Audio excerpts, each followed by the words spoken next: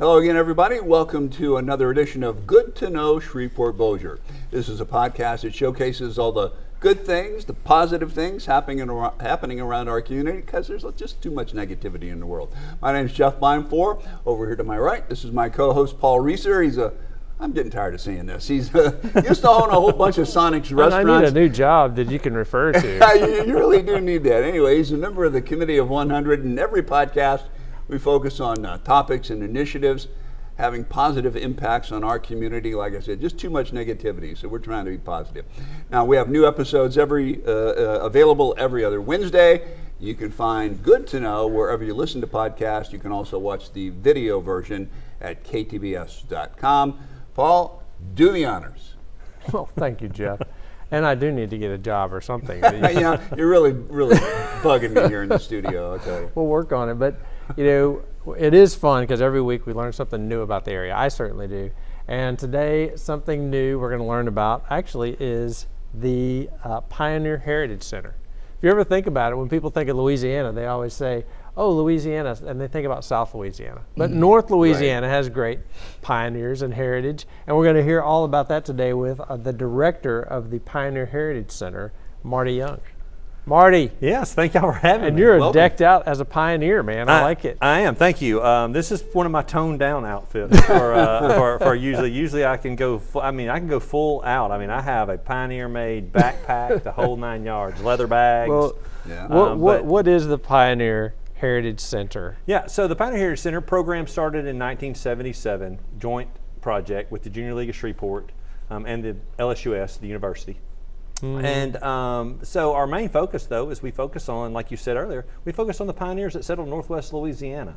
So we have 7 historic buildings that all relate to the pioneers that settled here, and we do walking tours through those buildings. They're all outfitted with artifacts. So I guess when you think pioneers, you think Texas, the Wild West, that kind of stuff? Right. So most people, when they throw out the term pioneer, that's what they think. They always think of that true, what we call westward movement, as in going west, gold rush, things like that. Mm-hmm. But you got to remember, you had to get to a point before then to go there. Yeah. So so you had the 13 original colonies, and then it expanded from there, and then Louisiana Purchase made in 1803, which opened up basically the entire central United States. Mm-hmm. And then from there, after the purchase was made, it was Mississippi River west. I mean, people just started pouring out across the frontier.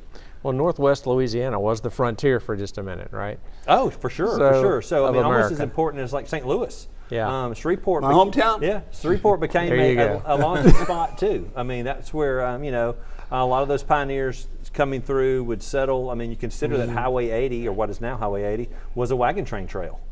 So that's parts of it still are. Yeah. Probably, it feels like it, right? Yeah, see the Department of Transportation about that. So how would you describe an early pioneer of Northwest Louisiana as opposed, don't even oppose them, but we think about Cajuns and Acadiana, but North Louisiana pioneers, where would they be coming from? So let's picture that imaginary line. Mississippi? A lot of them came through Mississippi. So imaginary line, of we always kind of make jokingly, governmentally, you say if we're above I-10, you really don't kind of in the state, if it's Baton Rouge South, right? That's a large part of it. So you kind of do that imaginary line, and then, so for us, it was Scotch-Irish that came through. So they were coming out of the Piedmonts, early settlers in the Piedmonts along the Appalachians, and then they started funneling southwest. They dropped down along the agricultural belt, and then just traveled along, coming to northwest Louisiana. A lot of people wonder, why northwest Louisiana?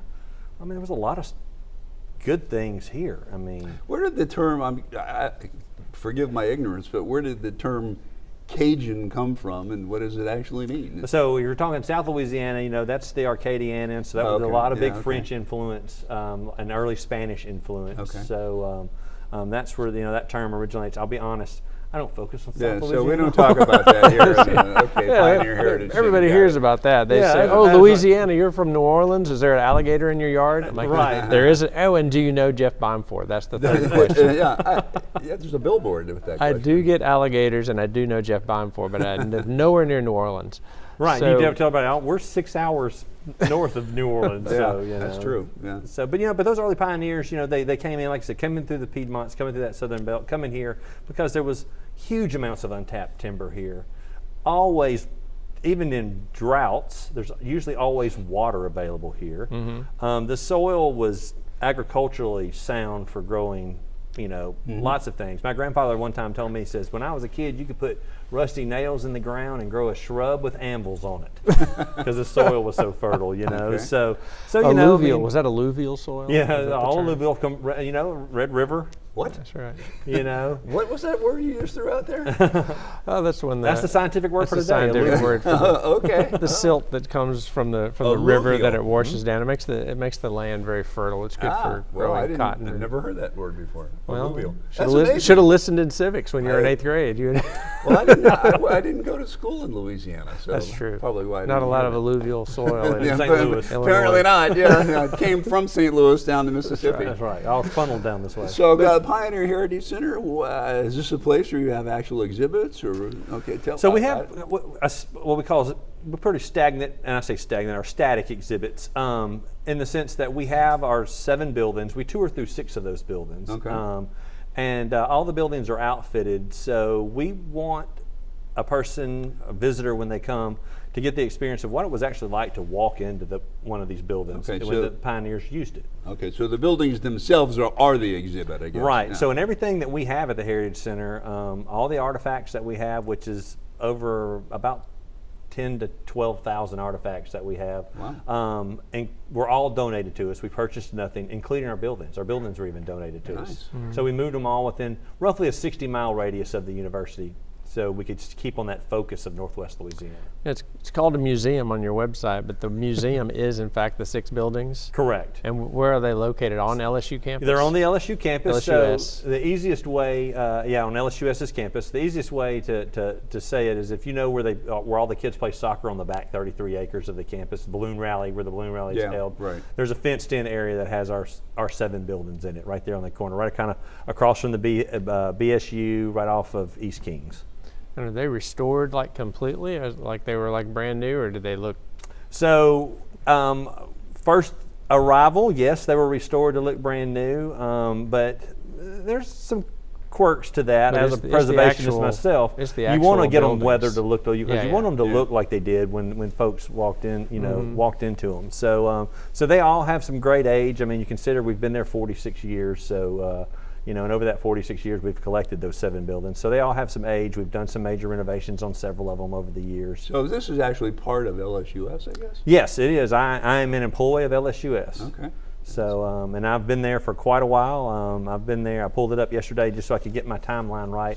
23 years and 9 months is how Wow. long I've been working for LSUS as an employee of the Pioneer Heritage How Center. did that all come about? I mean, what was the genesis of the idea for doing something like that? So, like I mentioned earlier, it was a joint project with the Junior League Okay. and the university. And the Junior League, they work on projects for a set number of years or whatever, and then they move on. They worked on ours a little longer than expected, and a lot of the ladies stayed on. But the whole idea of that was there's just not a whole lot written about Northwest Louisiana in a Louisiana history book, Okay. and they knew the importance of, we really needed to save the idea of the history of Northwest Louisiana.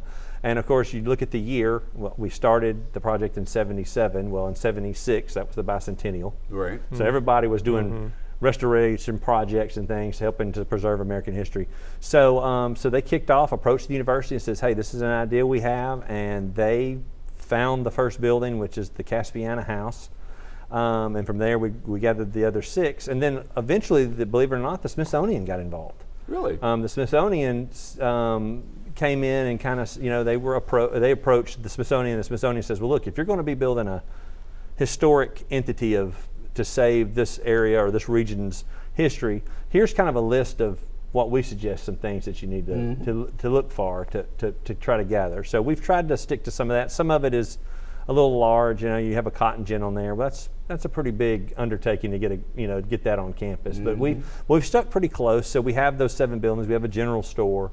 We have a working blacksmith shop, which is what I was doing this morning for a homeschool group. How about the general store? Is that functional, or is it just for people to walk Is it through? stocked? You walk in, but we have it decked out about 95% complete with shelves and items on it and the whole 9 yards. So you get the full effect when you walk in to see it. Post office is in there. Nice.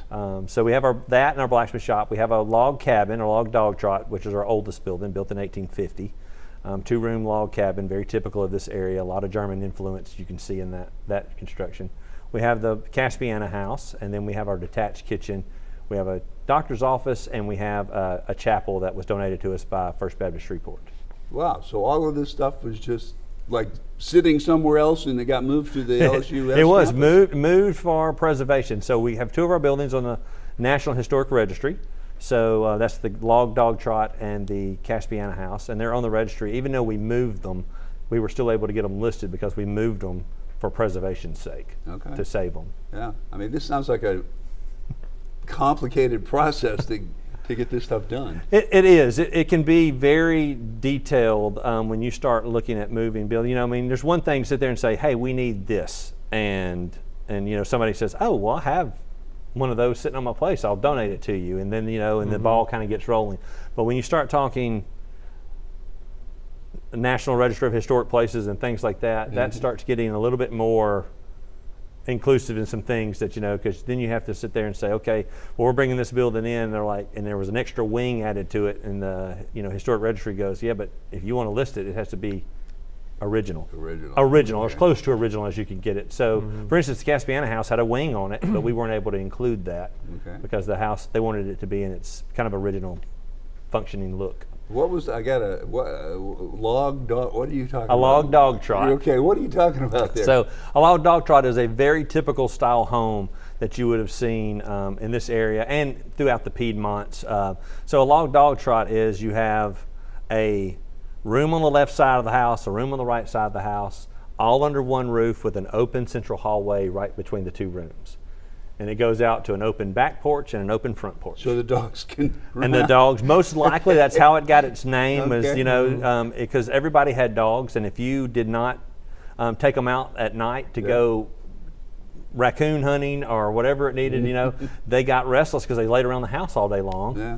And then they chased each other back and forth, or chased possums and skunks or whatever else came up on the porch. That's interesting. So they probably, somebody along the way said, well, I got to get back to the old dog trot. And, I've never heard of that. and you know, in the true Southern style, let's hang that nickname on there, and it becomes official. Okay. How about that? So if you do a Google search today and you probably like log dog trot cabin or log dog trot home, it'll score it. Interesting. Did they do that just so they would have an under roof, kind of a large porch, just a place to sit where they'd have the air outside, because it's Right, North so that Louisiana, does serve it's as too that air hot. conditioner. Too hot to be inside, yeah. Right, so nobody really sat around inside unless it was the winter months. And it's also, when you look at the construction of it, you can add 6 more rooms to the house without adding any more framework.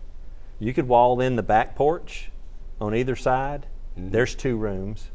You could wall in the front porch, which nobody usually ever did because that was a social area and a place where you worked. But there's 2 more rooms, and if you took the gable on the inside above the ceilings up inside under the roof, you could add a loft on both sides. So there's 6 rooms you could add to the For house. expansion, in case when the kids start growing up and they don't move off.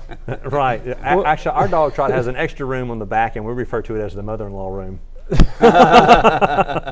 So how hard is it working, or not hard, how difficult is it working with the Smithsonian? Because you're working with the federal government. So. Yeah, so luckily a lot of that was done before I got there. Good. Lucky you. I've had a few inklings with it, and difficult is a great word to use. Yeah, there's a lot I bet. of paperwork probably. So can anyone come and visit these buildings anytime? Is it open or? Yeah, open to the so public? we do tours by appointment. Our number is on the gate. You can also find us on the LSU website. But we do our tours, and we do tours by appointment only, strictly because half our staff is talking with y'all today. So it's just You and one other person. right. huh? It's myself and my assistant Deborah, and we've worked together for a long time, and we're very compatible as working. But so we just do it by appointment, because on top of running the museum full time, I mean, I do have other duties for the campus that I have to do. I mean, so I have an office too. So it's not always just sit over there and wait for somebody to come in. So we have, Yeah. we have an inventory to maintain. We're gathering artifacts. We're doing research for stories and things that we can do. So. Well, it's important. I mean, it's important to preserve your history, although Yeah. a lot of people kind of want to rewrite history these days. Yes. But I'm not one of those, so I think that I applaud you guys for doing this. Well, we have no objections to telling more of the story, but we're not going to make stuff up to tell more of the story. I mean, if we can research it and factually base it, then we'd love to include new stuff in our tours. I mean, Sure. that's what it's about. So what would a tour look like? You said you had 30 So this morning I had families about this morning? 30 school-age kids along with some parents, homeschool group today. So we start off in the general store. That's kind of our welcome center. Dropping the hat of some backtracking of Louisiana history. Basically, Louisiana purchased forward at a pretty rapid little pace just to get to where we can talk about some Shreveport history. And then we talk Shreveport history for just a little bit. A lot about the building, a lot about what the pioneers would have done in the general store. Questions and answer out the door, and then on to like the blacksmith shop where we do a demo in there where we blacksmith and take questions and answers, and then we move on to the log cabin, from there to the big house to the kitchen, kitchen to the doctor's office, and it's and all of them are outfitted with artifacts. So sometimes it's not just depending on, you can get a vibe for your kids and the people there. So we have some artifacts that you can't maybe to discuss with school-age kids. But then, what kind of artifacts are you trying to keep from Jeff and I that we're not? Well, wait a minute, I'm still a school-age kid. well, I can give you a great example. I mean, how candid can we be here? So discretion is the better part of okay. valor. So we have a small medical bellows in our. Okay, I don't think you have to say anything else. Where you get your term blow and smoke up. Yeah, I get it. Oh, that's where you get the term. Yes. Oh, interesting. And so it's from a set of medical bellows, and I found those. So that's a good on road thing. trip. Obviously, you're telling a. So you can't tell that to a school-age I was kid, gonna but ask in an about adult that, group, I can tell those kind of things. So it's got pretty. So you actually blacksmith. Mm-hmm. You fire up the. You do that yourself? I do. Wow, okay. I've been blacksmithing for about 16 years. So when you blacksmith, I mean, other than seeing some guy pound on a horseshoe, like what are you doing? So like today when we did it, so generally I have to do something pretty quick and easy when we do like on a tour or when I'm away. We do an abroad thing for the museum too. So I have a portable, as portable as you can get blacksmith equipment. Okay. Portable set of blacksmith equipment. So I go to schools a lot and do a lot of programs. So we make things quick and easy. So I usually make some sort of simple, like a kitchen tool or a tool that would be like in the general store. Generally what I call them is they're pickle pickers, just for getting pickles out of a pickle barrel. Okay. Yeah. Or I'll make nails, and because when you tell the kids, all right, so Pioneer walks into the blacksmith shop and says, all right, I have a project, I'm building a new fence and I need 1,000 nails. The blacksmith has to make 1,000 nails. Yeah, wow. He didn't run the Lowe's or, of course you could order them once, as the industrial age really pushed forward, then you get into things like cut nails and stuff like that, and they would do by the kegs. But prior to that, I mean, they were making just something as simple as nails. Yeah. What attracted you to doing this? To blacksmithing or doing the Heritage Center? The Heritage Center, but even beyond that, just preserving history and bringing it to life the way you're doing. So I was very fortunate, grew up with parents that were very history oriented themselves. Both my parents very super involved in family genealogy and doing things like that. So a lot of vacations were planned around genealogical findings and going to find things. But my parents never shied away from, a historic site, let's stop. Let's do this. And so I just kind of grew up around it. I was super fortunate. I had grandparents that still lived rurally when I was growing up, and I took an interest in their lives very early on and spent summers, hanging out with them and working the farm and doing things. And it just kind of came natural. I was always a history buff myself just growing up. And so I started volunteering for the Heritage Center as an undergrad at LSUS when I was there. And lo and behold, eventually it turned into, hey, do you want to come work for us? And here I am 23 years and 9 months later. That's cool. Doing it. So it just a good foundation of parents' encouragement. I mean, you don't ever hear anybody say, hey, I'm getting into history to make money. Right. Yeah.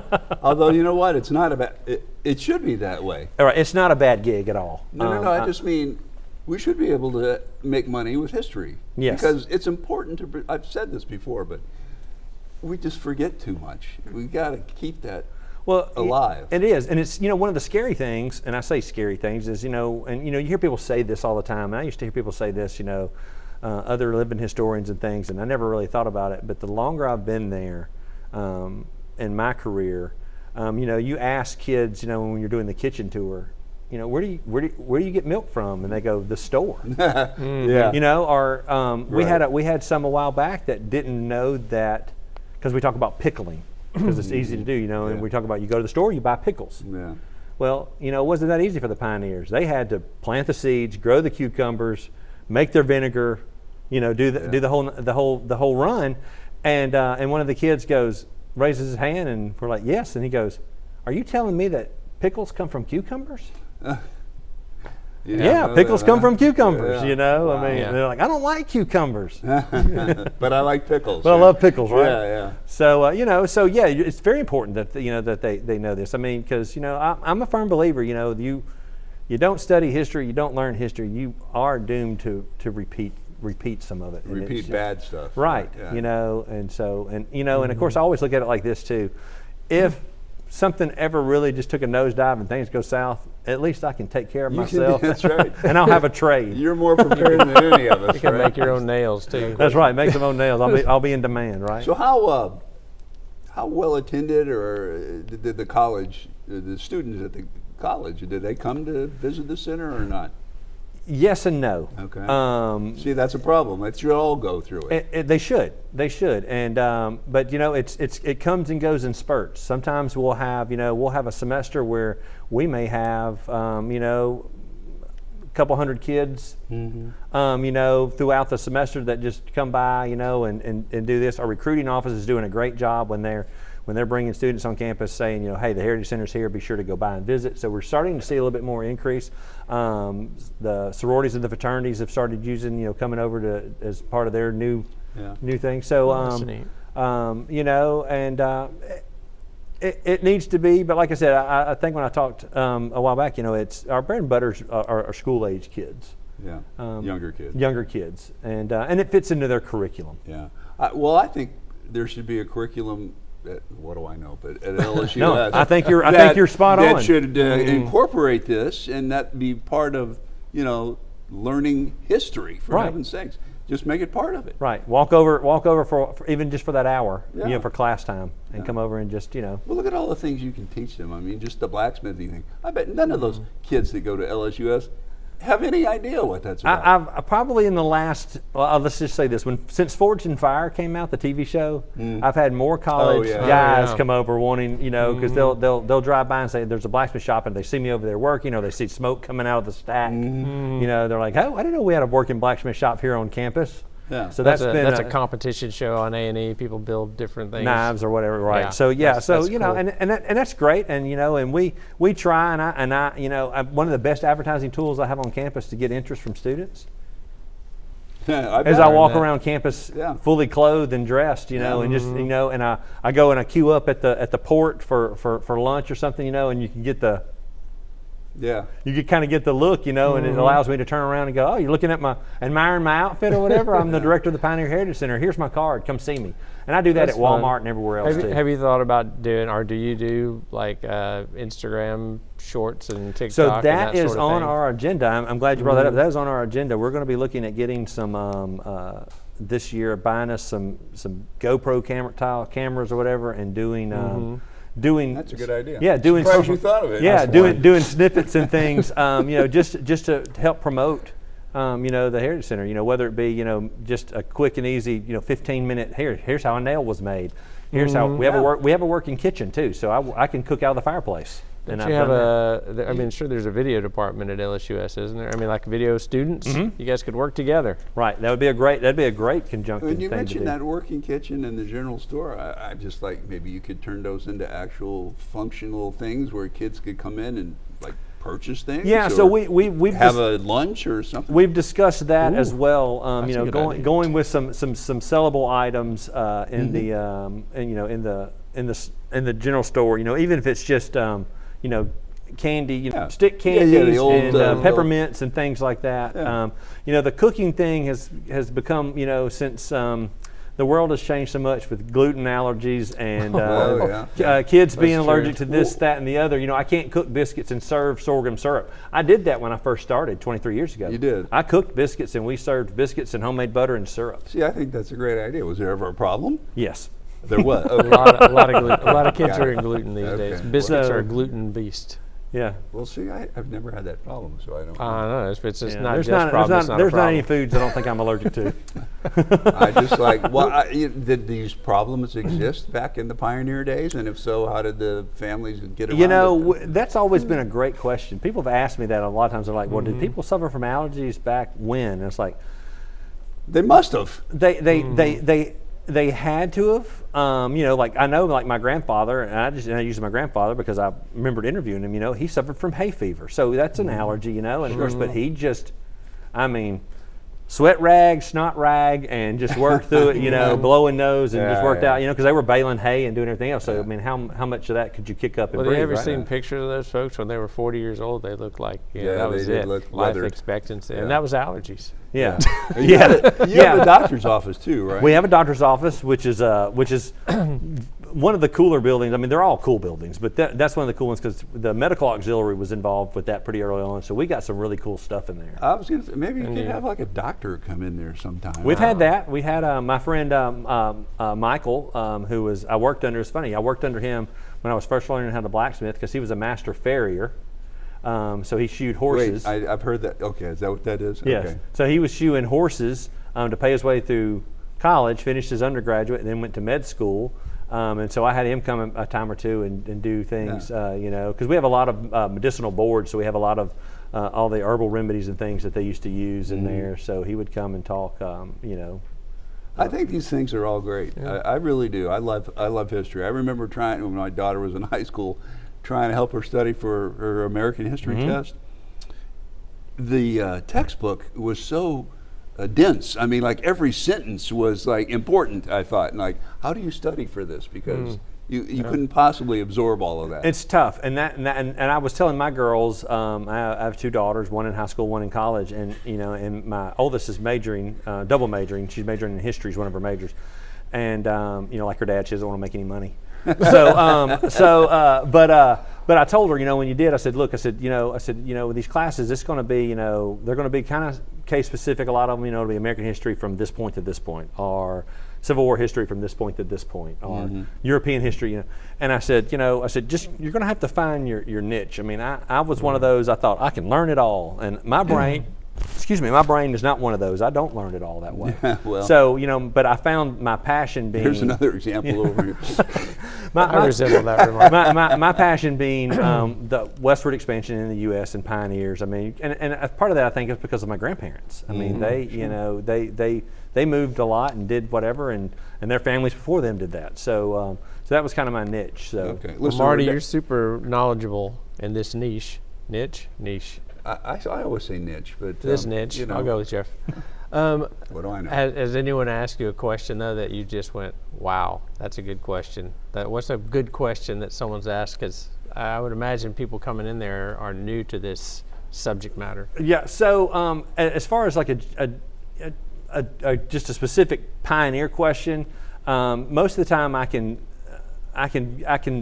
at least ballpark an answer, and I don't mean make an answer up. I mean ballpark it where at least I can get close. Yeah. The one that stumped me the most was we were talking Louisiana Purchase, and I always say, it was, 824,000 square miles of territory, this, that, and the other. And I said, and the breakdown was they paid 4 cents an acre for it, blah, blah, blah, blah, blah. And we're doing a tour, and this little boy's hand goes up. As soon as I throw some numbers out, his hand goes up, and he goes, how many acres is that? And then he goes, and how many square feet is that? Wow.